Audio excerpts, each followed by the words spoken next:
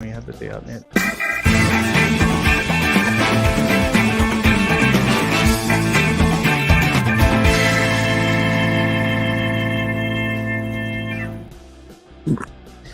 Hello and welcome to another episode of Talking Balls, brought to you by myself, Neil Adams, and joined as always by my lovely bearded host, Rob Newman. What's happening, guys? And of course, Marc McFadden. What is the crack, lads? Good. Joining us this week is founder of Global Football, Patrick Steinberg. Did I say that right? Steinberg, if you would. Steinberg? Yes, sir. How are you, sir? I'm glad to be here talking to some guys in Ireland because a couple of weeks we're going to be there. So it's good. I got to work on the accents from you guys.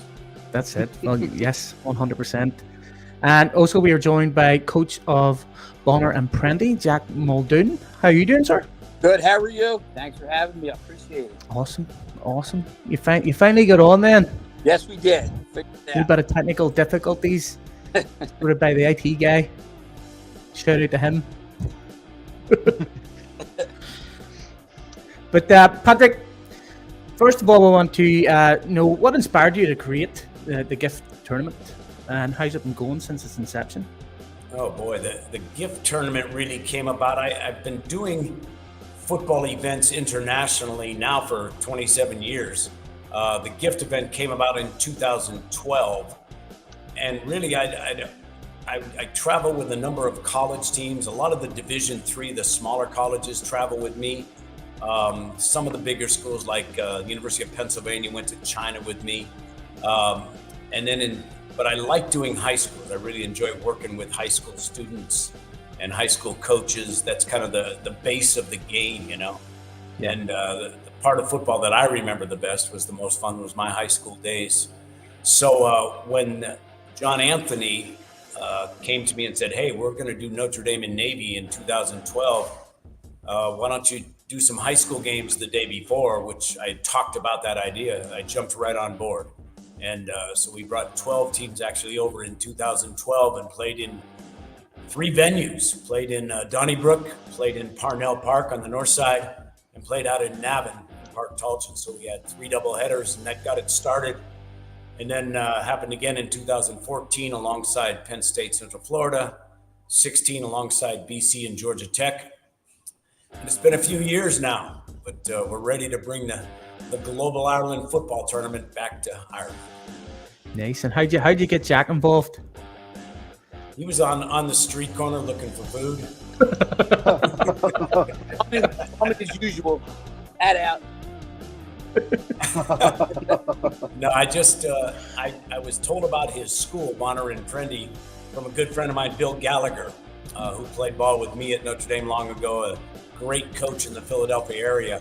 And he told me about the school, and then I called them up and set a meeting, went out and met Coach Muldoon and their president, John Cook, their athletic director, Adam Morso, and kind of told them all about the event, and they jumped on board. And it was about a year ago probably, and we've been working on it ever since. Oh, happy days. And just out of curiosity, Jack, obviously you're the head coach. Just wondering how you're planning for the games, and is there any specific strategies you want to implement in the games? If you can understand me. Any strategies for this game? Yeah. Well, it's a little different, quite honestly, because normally for most teams we play, we've had some kind of familiarity with them.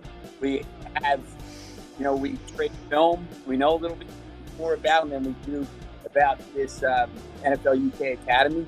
But I think that makes it even more interesting for us, more of a challenge for our coaching.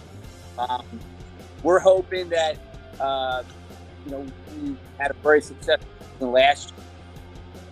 We have, we had 10 of our guys, seniors, go on to play college football. So we're replacing some really good, some really important parts of our team. But, we feel like we're talented enough to be able to take this on. We'll see. It's going to be different than we've ever done. We travel, getting used to, overall that the hurdles that come along with that. And again, a team that we really don't know that much about. We're excited to play them. We know they'll be well coached. I just think we feel like we can, hopefully do it. And for us, it's like we're bringing 45 guys over, and everyone's want to play. We normally don't always do. We don't play everyone in every game. We might not play, 15 or 20 guys, but everyone who's going over is going to be able to get on the field at some point. So it's going to be. It's hard to scout those sort of teams, isn't it? The NFL Academy. Yeah, they don't play a traditional schedule. They play a bunch of games. I know they're excited. From talking to their coach prior to the coach there now, but they said that they were looking forward to playing a team from from the States, and I think that we're excited that we never played. I played rugby for 18 years, and we played around here, and I traveled over a couple times to England and on touring teams, and we played. Whenever we played a team that was here, we played some teams from England or Ireland. We always took it as a bigger challenge because of the fact that many of the guys we played against have been playing since they were this big. So we're hoping that that our kids accept the challenge of, hey, we've been playing football maybe for a little longer, but we'll see. It's definitely different in preparation for us. Because in football, preparation is everything. Like, you want to know everything everyone does. So it'll be a kind of a coach as we go. I seen you said rugby there. Mark's eyes lit up. He's like, up there for a second. Mark loves the rugby. Finish. Blue scrum half, man. I played since I was a junior in high school. It was the best time I ever. If I could go back and play, I played football, baseball. If I could go back and play one sport again, it would absolutely be rugby. Brilliant. That's why you'll love that, Someone that's been playing American football for a wee while always go back to play rugby. Love it. Yeah, 100%. Yeah, Rugby World Cup's coming up, so we'll get a chat at the end about that, I think. But we'll keep it, since we're an American football podcast. We'll keep it with that sport, Patrick, my question is, mate, with the G.I.F.T tournament just around the corner, what's your plans to progress it in the future to make it a successful and quite an impactful competition for its participants? Sure, I think I just envision it growing, and now that there's an agreement to do a college game, I believe for the next 5 years annually, so that helps us because we can start planning ahead. In fact, right now I'm out in California visiting a high school that's very interested in coming and joining in the G.I.F.T event in future years. So, and I just this morning got a call from a school in Florida that's also interested, because next year they already announced, Florida State and Georgia Tech will be the big college matchup in the Aer Lingus Classic. So I'm talking to schools specifically in Georgia and Florida for next year. So yeah, I see the thing just expanding and continuing. It's the big difference between the high schools and the college. Notre Dame and Navy are getting paid to go do this, right? They're getting their expenses paid. It's a Notre Dame home game, so they'll generate revenue out of this. Yeah. The high schools have to come up with the money to make it work. And I'm sure that's been one of Jack's tougher jobs between him and the other administrators, is they've got to raise the money within the families and within their boosters and within the people who want to go to Ireland to come. So it's a bigger challenge for the high schools from that aspect, the logistics. But fortunately, there's people like Jack and people like the leaders at Bonner and Prendy, and like at Seton Hall Prep is bringing a big crowd of parents along. At the Baylor school, so fortunately there's other schools that want to take this on.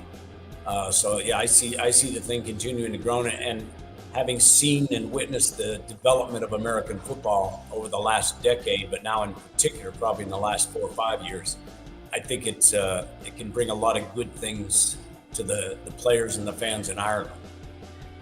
Yeah, 100%. With like the Steelers coming over here and the Jags and all coming over here now. Can only be good for us, like. So, Patrick, tell us the story of how you actually started global football.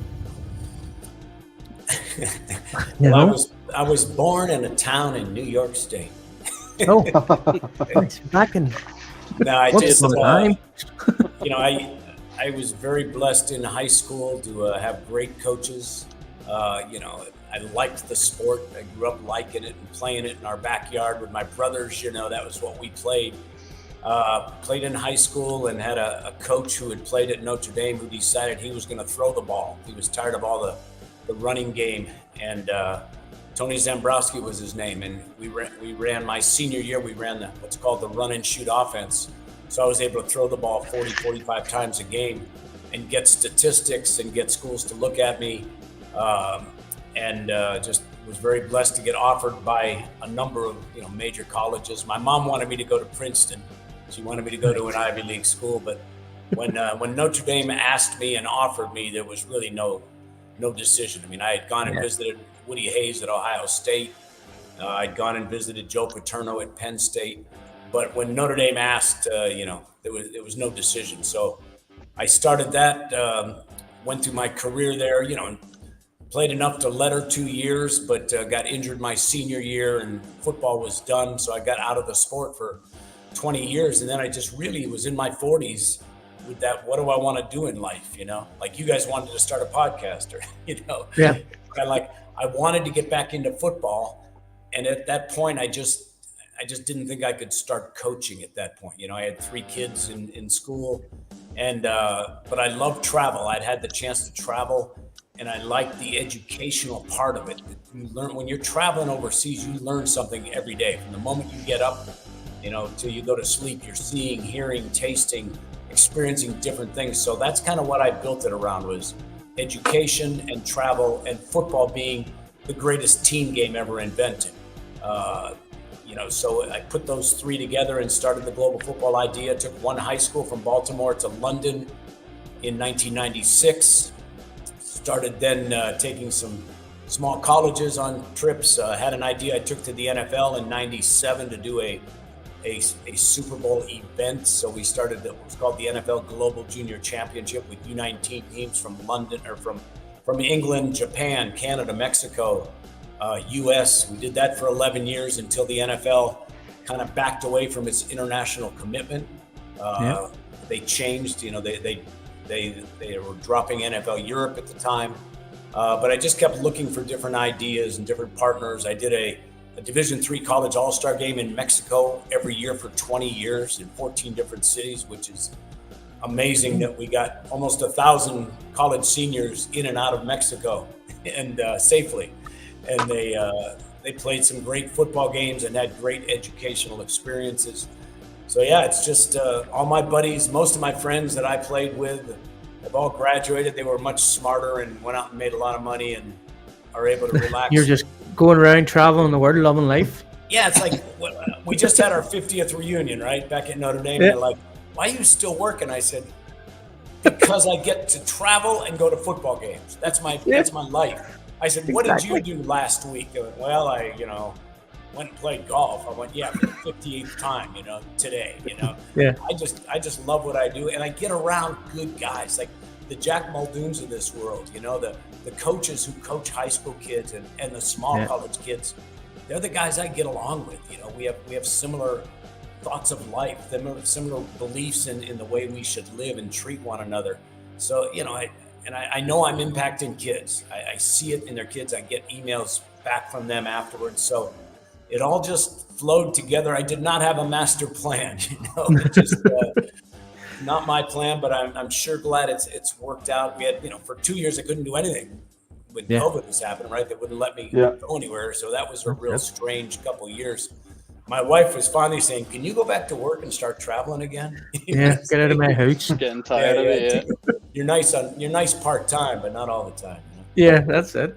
That's So my it's, wife's like exact same. Yeah, I just love what I get to do and getting ready for the gift. I'm getting my adrenaline pumping talking to you guys and having Jack on it. Like I'm getting ready for that day, That's it. Obviously, you've mentioned a lot there, a lot of traveling and stuff, watching some obviously brilliant football games. But is there any memorable moments or experiences that stick out from doing this and traveling the world and obviously helping? Yeah, I mean, there's a lot of them but there's one that just jumps up on me. In 2011, I took Drake University, a small football school out of Iowa. Again, we took an all-star college team from Mexico, and we went to Tanzania, Africa. Played the first game ever on the African soil. First college football game. We had 11,000 people showed up to a sport they'd never seen before. They loved the punts though. They loved the high spirals. Yes. But it was a 16-day trip. We did 3 days of work in orphanages, in hospitals. This coach, Chris Creighton, who I say is the best man in college football. He's at Eastern Michigan now. It was his idea, his dream. And he asked me to put it together for him, and we did that. And then we had a great football game, came down to the last couple minutes. We did a safari to see all the animals, and then we hiked Mount Kilimanjaro. We had 118 of us standing on the top of Kilimanjaro. And it was young men from Mexico and from Iowa, bonded by football. Football's what brought them there, but it was all the ideas of service, of learning, and then of challenging themselves to climb a high summit. That one just jumps out, and if there's anybody out here listening who wants to take their team to Tanzania, I'm eager to. I gotta go do it again. I figure when I'm 90, it might be a tougher hike, but right now I'm still ready to rock it. So I reckon the Antrim Jets are interested, aren't they? No. Yeah, we I go to Tanzania. Yeah. We may not be as good as raising the money as a high school team might not be. Though. Yeah, true. Yeah. So, Jack, I was just when we were told you guys were coming on the podcast, I had to have a wee look into your background. You've got decades of coaching experience. Would you mind just giving us a quick insight on how you sort of came on board and started coaching? Yeah. So when I got out of high school, wasn't like Patrick. I didn't have anybody looking at bring me on. So I went to school and I started playing rugby with a club team around here. And then I was coaching whatever it is called, like youth football, like CYO football. And then I started coaching. I took over the coach of the rugby team here at Bonner. So I was like 19 years old. The guy who was coaching got me on to help him. And then within a week told me his job changed. And he's like, well, it's up to you now, Jack. So I had, to try to organize and run a team of rugby. And it's much more organized now than it was back then. But I kind of learned a lot about what coaching was and not just coaching a sport, but, dealing with people. And I always kind of felt like I was a leader. So I kind of cut my teeth to do that. And I coached rugby here for 10 years. And, very proud of what we did here, won a couple championships, developed some ridiculously great friendships that I still, I had season tickets to the Eagles, Philadelphia Eagles here for years with two of my rugby buddies. And then along the way, just was very interested in coaching. I coached in basketball. I coached my kid in baseball. And he got back into coaching football full time after my twins were like a year old. Because once they were born, my wife's like, "Yeah, you're taking a little bit of time off here." When we had our twins, and then I got back in and I coached one of the local schools here, one of the better schools actually, even in the country, St. Joe's Prep, and coached there for 12 years. And then once. My kids were starting to get a little older, and then we had a younger one that kind of came on as a surprise, my youngest. And where'd that come from? It was like, all right, you got to get closer to home. They offered me the position here to come coach, and I still was very, had a lot of we bleed green when we come here, so. When they asked me to come back and start coaching, I started coaching the freshman team, and then next thing I know, they fired the coach, and I was on the staff, so we all got fired. So I thought, all right, I'm just going to go. figure it out. And then they offered me the position here, and it was a dream of a lifetime. This school means a lot to me. But a lot of friends, my whole family went here. There were 7 of us. All 7 of us went here, so I took that challenge on, and this will be my 7th year as the head coach here. So it's kind of in my blood. It's sometimes you figure out what you think you're good at, and I think this part of it, I understand what you have to put into it, but it's not work. I love pretty much every minute of it, and it's just been it's been something that I just love to do. So what is your coaching philosophy, and how does it guide you, your approach working with your players? Yeah, so there's times with coach, there is a feel you have. I think the first thing I have to do is these guys, or whatever coach, they have to trust you, and you got to be real, regardless of how you act. And you can't treat everyone the same. I expect more out of some of my guys. Our team is really a mixed team. We have a lot of kids. We're not far from Philly, so we have an urban. We have our team literally is half black kids, half white kids, and so I have some kids who have some tough backgrounds with both sides. I know I get to know each one of their home situations, where they come from, what's their family situation, how and it's a private Catholic school, so there's a tuition issue here too. So we have to fundraise to help with that.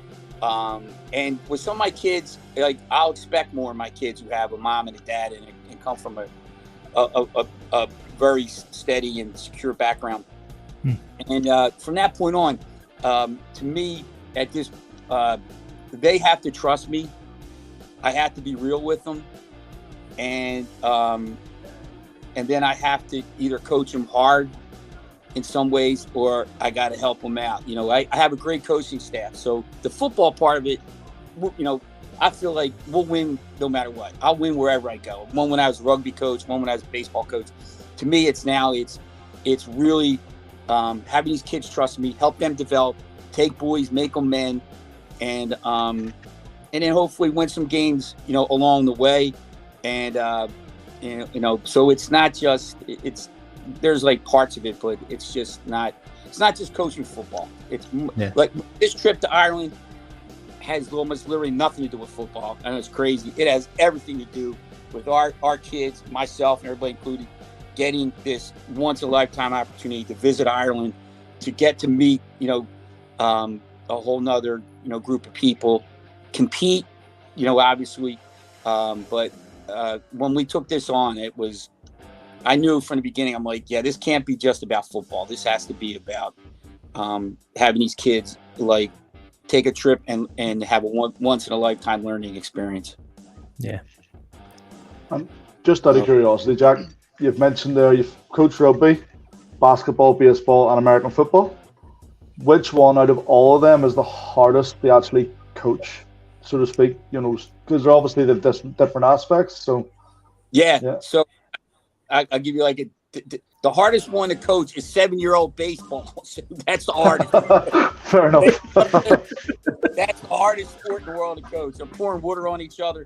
But the challenge I had in coaching rugby was teaching my guys the rules. That because of course I tracked a lot of football players, and we actually as our program kind of grew, I reached out. I got soccer kids on there because I wanted athletes. And I think rugby presented the challenge of teaching them the rules first and having them learn the game the right way. I think that might have been the hardest thing to do, because they had to learn the game. It's probably the opposite for us over here.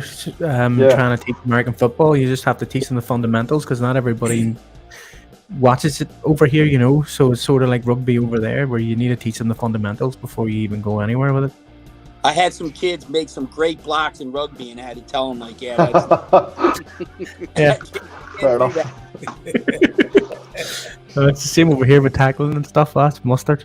Well, and the other thing is we try to take something. I thought I learned how to play, and I thought some of my skills, my rugby skills, came from playing basketball. I was a point guard in basketball, and I just felt like I took skills from each sport, and kind of put it into one. So when we teach tackling now, we teach different kinds of tackling. One of the ways we teach tackling is rugby tackling, because it's the safest and it's the best. And I've told guys, if you can tackle somebody without Nope. Oh, we've lost them. Oh. It happened to him earlier. There we go. There we go. Sorry, we lost you there a bit, Dak. He's got the IT guy behind the camera. We need to get an IT guy in. But yeah, I think it was just teaching them the rules. That was the challenge, and in coaching. Fair enough. Right, Patrick. Just a quick one. Yeah. Obviously, you're an esteemed quarterback for Notre Dame. Could you share with us some specific challenges that you faced on the field, or what's the more memorable ones? Like, how did you get the team riled up, or what was the best pass you threw? What were some of the challenges that you faced? The first challenge, and back in the day, back then, I'm not sure there was any limit as to the number of scholarships you could have. I know now it's 85 for the whole 4 years, but there were 46 freshmen on scholarship when I went there in my freshman class.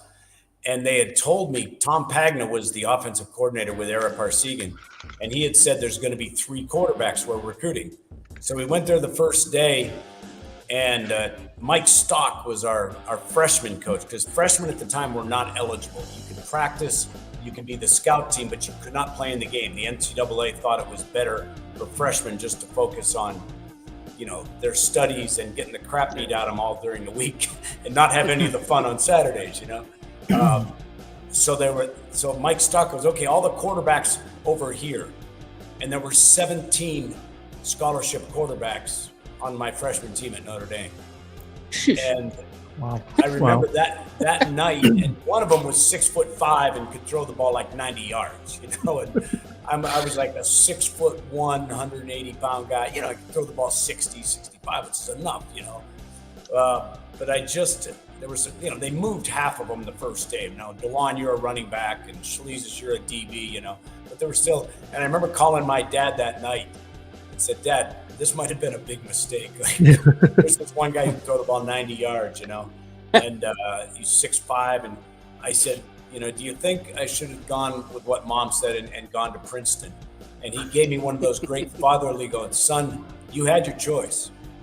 Now, stick your nose in there and go to work, and it was just one of those fatherly things, and then I was able my sophomore year to work up to being the backup to Joe Theismann, who was an incredible quarterback, so my sophomore year, and I got into 8 games, back as a backup quarterback there. My junior year, I came back and was the starter coming out, and we're 2-0, ranked number 1 in the country. We beat Northwestern, then went down to Purdue on just a horrible day. It looked like a bad Irish day with the North Sea washing in, right? It was just thunder and lightning, and anyway, nobody could get anything done. You'd slip, you'd fall, just a defensive battle.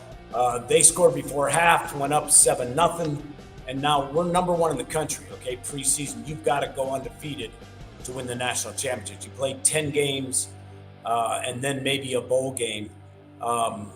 So right before, there's like 2 minutes left in the game, we drive down to like their 2-yard line, we fumble the snap. Dan Novikov and I, to this day, I claim it was his fault. He claims it was my fault. And now 50 years later, we laugh about it. We punch each other around about it, But then it was a pretty bad moment going to the sideline. But anyway, our defensive holds them. They've got a 4th down kick out of their end zone. The guy bobbles the ball. We go in and block it, fall on the ball. So we got 6 points. So it's 7-6. And Eric turns to me and he goes, run our 2-point play. And we put a 2-point play in, which I'm sure Coach Jack does. You always have a 2-point play in case you need it, right? And so went in and 80,000 people booing and about 5,000 Notre Dame fans were down in Ross-Ade Stadium. But I turned and faked the ball to Bill Gallagher, and then just kind of counted 1,000, 1,000, turned around and looked up. My tight end was wide open in the corner of the end zone, Mike Creaney. And I threw what may have been my ugliest pass, but the most effective. He caught it, and game's over. We won 8-7. We're still ranked number 1 in the country at the end of the day. And it was just like, one of those, I can still relive that. In fact, fortunately, they still use that. It's on, if you want to have some fun, you can watch, I think it's in black and white still. But on YouTube, it was called the Genuflect play. So if you just look up Genuflect play on YouTube, you'll see it. And it was like Notre Dame did a story on like the best 50 plays in history or whatever. So I fortunately got into that. The sad part of that story, feeling as good as I did during that game, I tore my hamstring pretty badly. Slipped on a mud, and it popped, and it was bleeding in the back. So I basically was replaced after that. I was still playing, but not very, I just couldn't move very well. So I got replaced. I only played in a couple games the rest of that year. Came back my senior year, ready to go, work my way back. Again, we're like ranked in the top 5. First 3 days of pads, everything's going good. I'm strong, I'm fast, I'm firing the ball. And we go pads, last 5 minutes, Era goes, okay, let's see what we got. I want number 1 offense, number 1 defense. Let's run some goal line, see what we got. And I ran a little option play, turned up, and a safety tackled me. But in the process, he basically destroyed my throwing shoulder. No way. Nightmare. So that was my last play of football. And did you get into Princeton after that? I couldn't even throw it for that. I could have handed it off left-handed for a while, But it was, I tell that story now when I get to talk to young men a lot, and just, I didn't make good decisions. I mean, I spent a couple months just being angry. I was pissed. I'm like, God, why did you do this to me?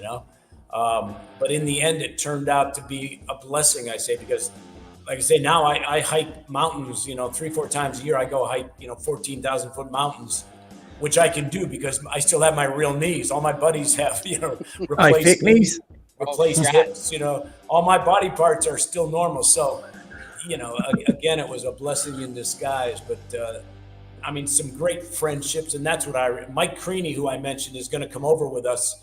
And he'll be working as a coordinator for me with one of our teams, the team from Naples.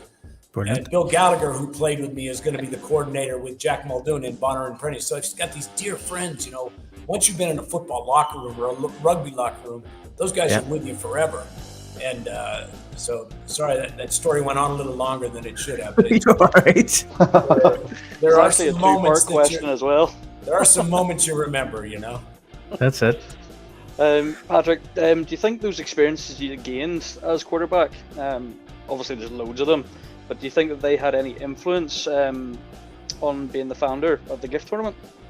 Oh, I think so. Yeah, I think I was forced into being a leader, right? In 4th grade, our little grade school coach at St. Luke's grade school, we were playing like 4th to 8th grade, right?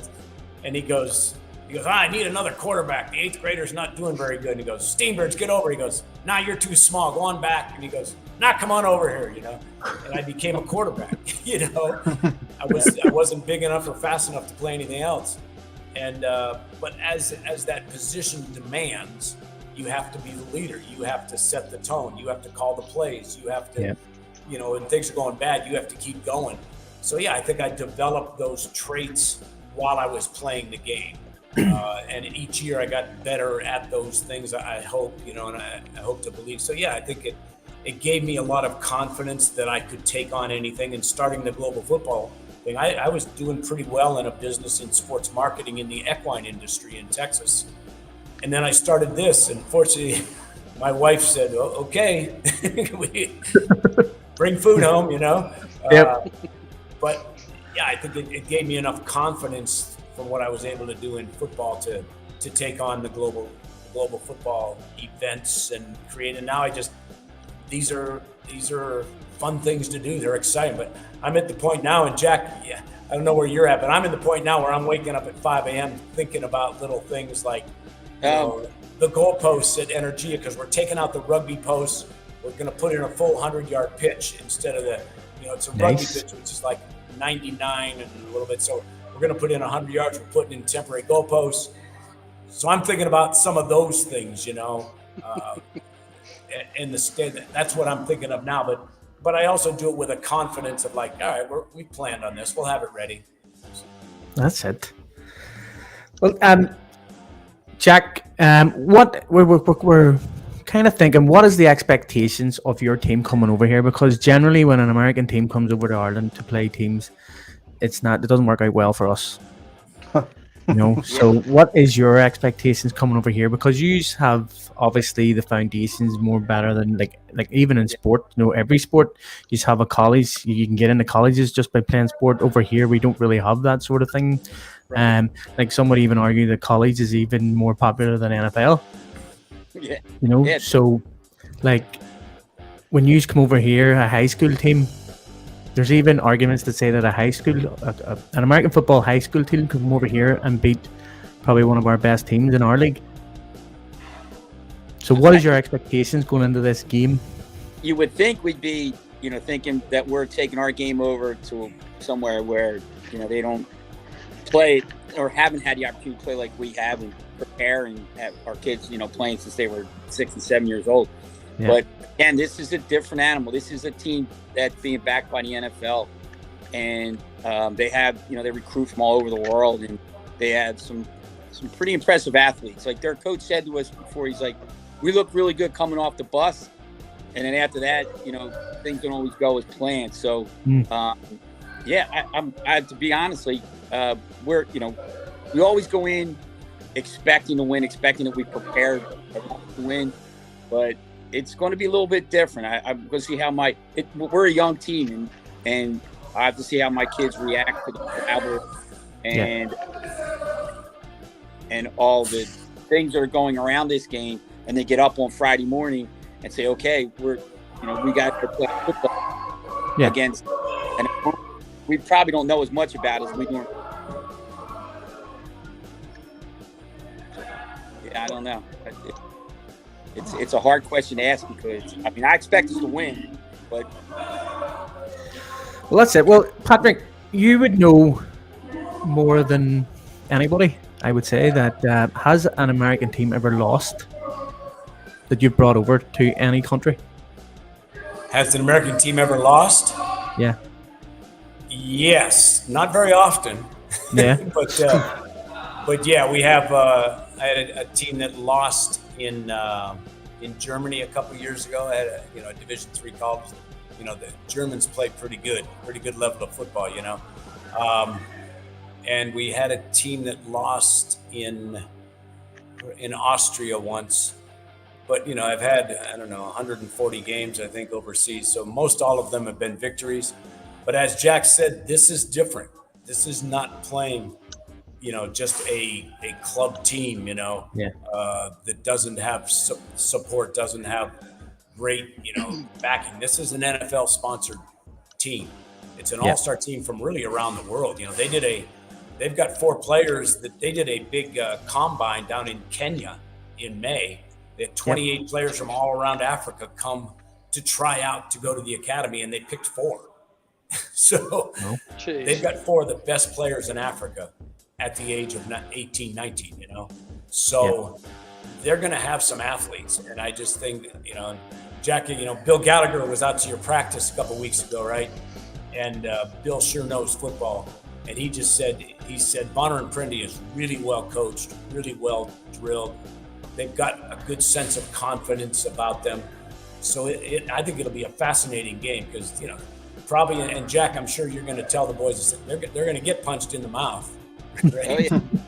You guys are going to step up against some bigger guys, and it'll be a good test for them to see. Yeah. I liken it kind of in 2016.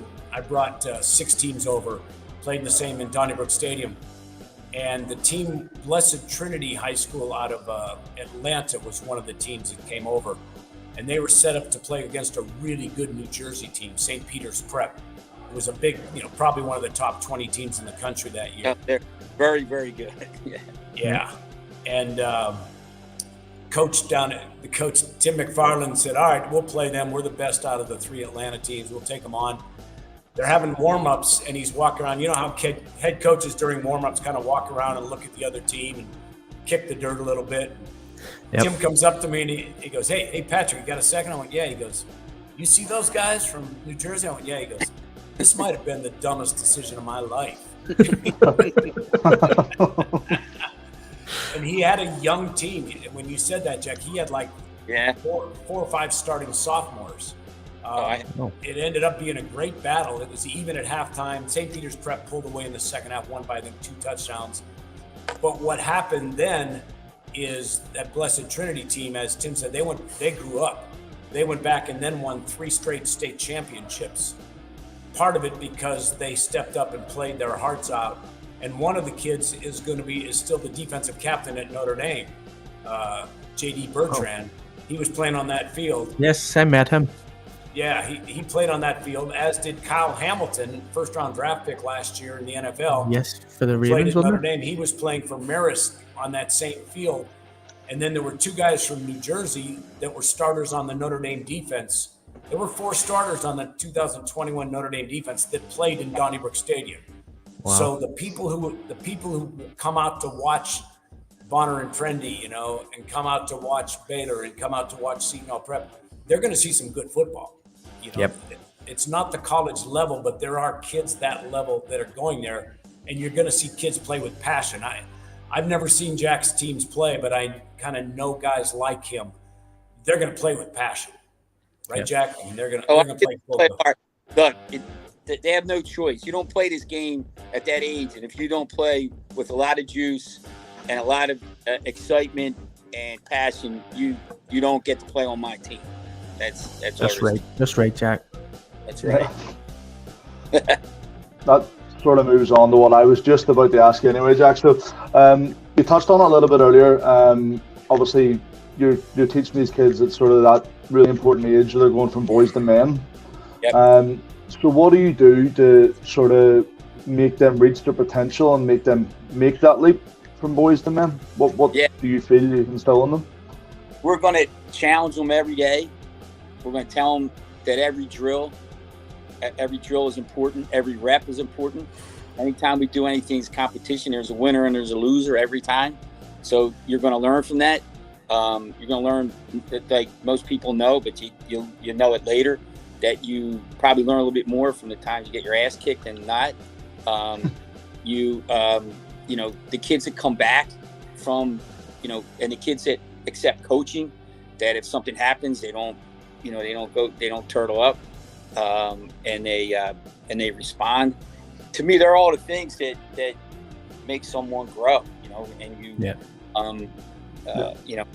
but like we talk all the time, and I tell them, like, if you can't play with excitement, if you can't play with juice, if you can't get it, play with passion, you probably shouldn't play football. It's not the kind of game. It's not, you can play baseball and some other sports, but you're going to play this sport. Number one, you better love it. You better be ready to prepare every day. And I want my kids to play with excitement. I want them to, within, with respect to the, to the opponent, but I want them to get excited. So that's kind of, the way I coach it. I let them. It's different than when I was a player. When I was younger, there were some things, that it's just, the times have changed. I've had to adapt to the music that we play and on the field, which something that it's like noise to me. Once a week, I get to pick some music and I get to play something that I wanted. But it's teach them, let them be kids. It's let them play with excitement and then and challenge them. That's really it. Brilliant. Clearly a very passionate coach, Jack. With the G.I.F.T tournament only a win of weeks away, I'm sure you're starting to round off the team and home them in. Is there any players or areas of the game that you're focusing on to try and improve, or is it all just looking good? Yeah, so we're replacing a lot of our guys up front, our offensive line. So you know, like in anything, you know, guys up front, you know, they make things go. You know, we're, you know, in anything in rugby, if we had a good front line, if we had good props, you know, boards, you know, we'd be good. We'd control the ball, you know, and so this the same thing.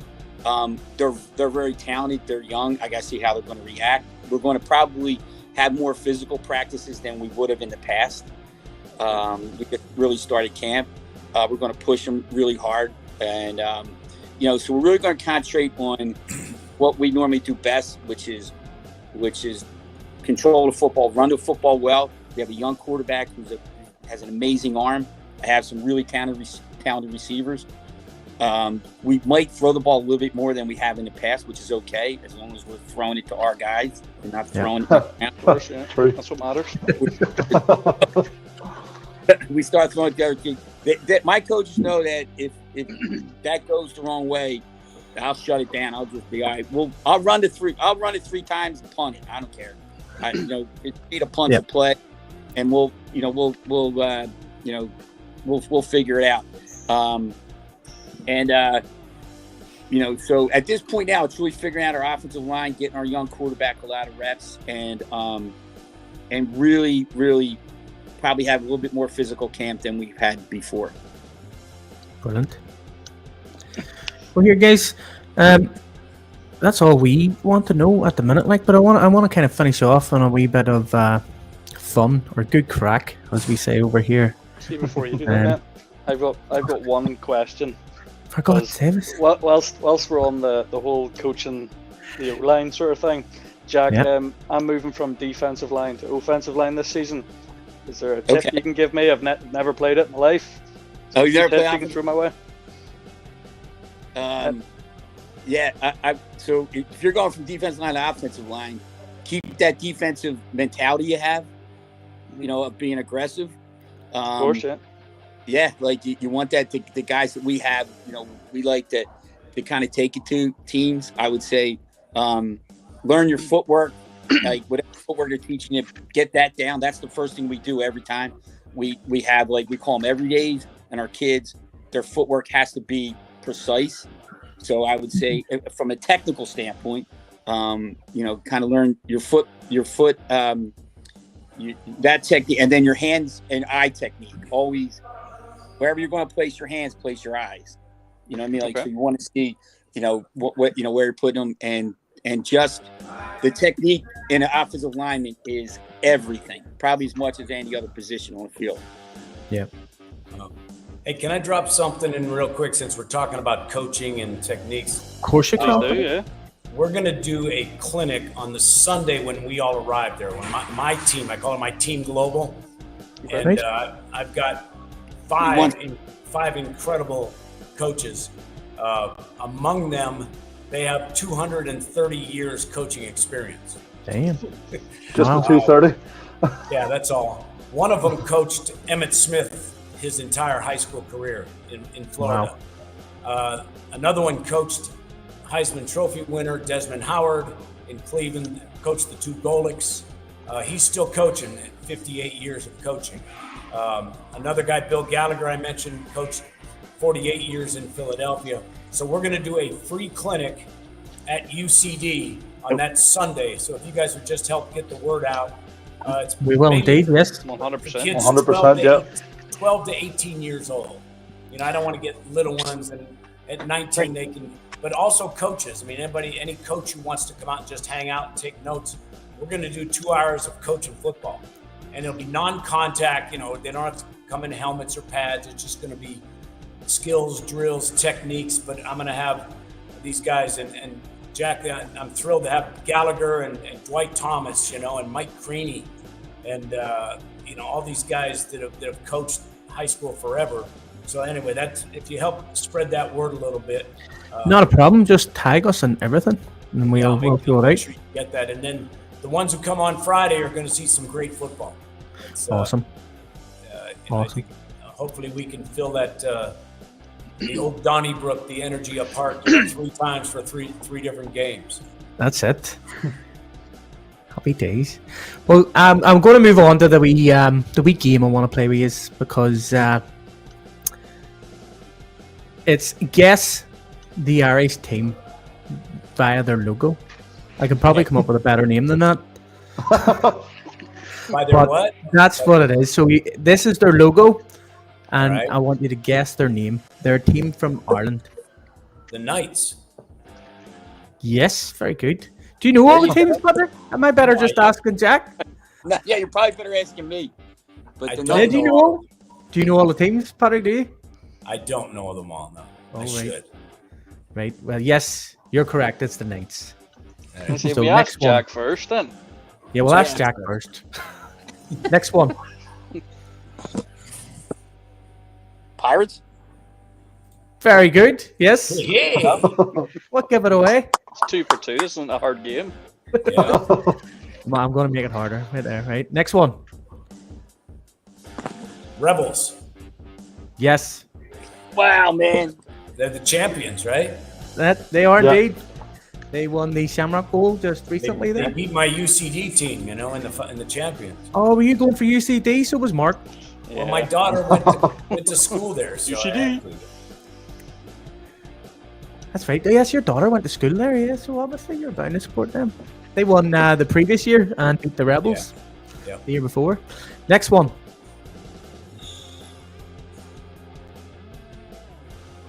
The Rhinos? Yes, West Dublin Rhinos.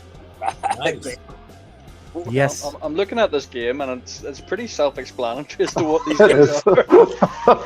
You guys take what it is. I didn't want to make them too hard, you I'm know. all right with that. Are they the elephants? I was going to call them the Bears, Right, this one's bound to be. This one's a wee bit harder then, is it not? It is. Bulls? Toros. Folks? Nope. Not Bulls, not Toros. Bulls. Sure looks They- like a bull to me. So They you were should get a runner-up timer in Division on 1 the this side year. now. Yeah, I don't know. I can't. The Mavericks. Mavericks. They do great pizza. They do great Yeah. pizza. I want to Do you- got that one. Somebody If needs he's to change ever- their logo. If he's ever, do you think they need to change their logo? I'm going to tell Aiden. The kebab pizzas. If you've ever heard of a kebab pizza, they do great kebab pizzas. Oh, yeah. Kebab pizza, yeah. Yep. Next one. The Stars? No. No. There's a team in America that looks almost like this. Cowboys? Yes. Oh, you got to understand, man. That's too easy. Craig Gavin Cowboys. Oh, Yeah, yeah, that's Cowboys right. are That's arch right. enemy of our team. And last but not least, probably the best team in Ireland. Oh, 100% the best team. Yep. You're on, Jack. Wow. I'm trying to put the letters together here. There's I know. E. AJF. AJ, yes, you got that. But that's not an F. Fire- Those might be sort of like something that might be on an airplane, or a guy that drives an airplane called a If you pirate. covered pilot. the A, you might get close to it. the pilots, Oh, close. commanders, the Looks captains. like some electric What? car. What the pilots Tesla. fly. What do pilots fly? What flag? What do pilots fly? Jets. Yes, Yes. Thank the you. Antrim Jets. Ours is actually, that's a pretty hard badge, to be fair. I've never even noticed that before. You wouldn't get that if you didn't know. AJ, and then that's supposed to be Oh. like the wings of the the pilot's wings that they get. I know, Notice how I know. you've But never noticed that before. I don't look at it too much. I'm too busy running forwards. We've all played for the Knocked Jets on your for back. 7 Hey, years. Jack, and show love him, has- Jack, you got your Friars shirt on, right? Yes, sir. Show him that Friars logo. Give us a close up. There we go. They are the Friars. Yeah. And you're Kelly Green. Kelly We Green are. coming over here. Yeah, pretty much. We've evolved. There's times when they've gone to like a forest green, but since I've been here, we're going with the Kelly green. So. Nice. Just like just in time for the Philadelphia Eagles bringing out their Kelly Green. Exactly. Yeah, love it. They're bringing their Kelly green for 2 of their games. Yep. No, well, here, guys, we're ecstatic to have you coming over here, and Patrick, thanks for bringing us over to Ireland and flipping Yeah. bringing this fantastic 100%. tournament over to our wee country. It's great to see, and promoting the game over here as well. So thank you very much, and thank you very much for coming on the show, guys. Very much appreciated. It's a pleasure. We got we're bringing. Hope to see everybody on that Friday the 25th at Energy at Donnybrook. Yep. Nobody's going to get a ticket to Notre Dame Navy if you don't have one already. So we know a couple of guys in the know that are going to get us tickets, though, isn't that right, Marc? We'll put a wee link in for the tickets as well, when we're promoting this. Awesome. But yeah, guys, thank you very much, and that's us for another week of Talkin Balls. Yeah, Jack, thanks, buddy. We'll talk soon. All right, guys. Guys, thanks very much. Thanks for coming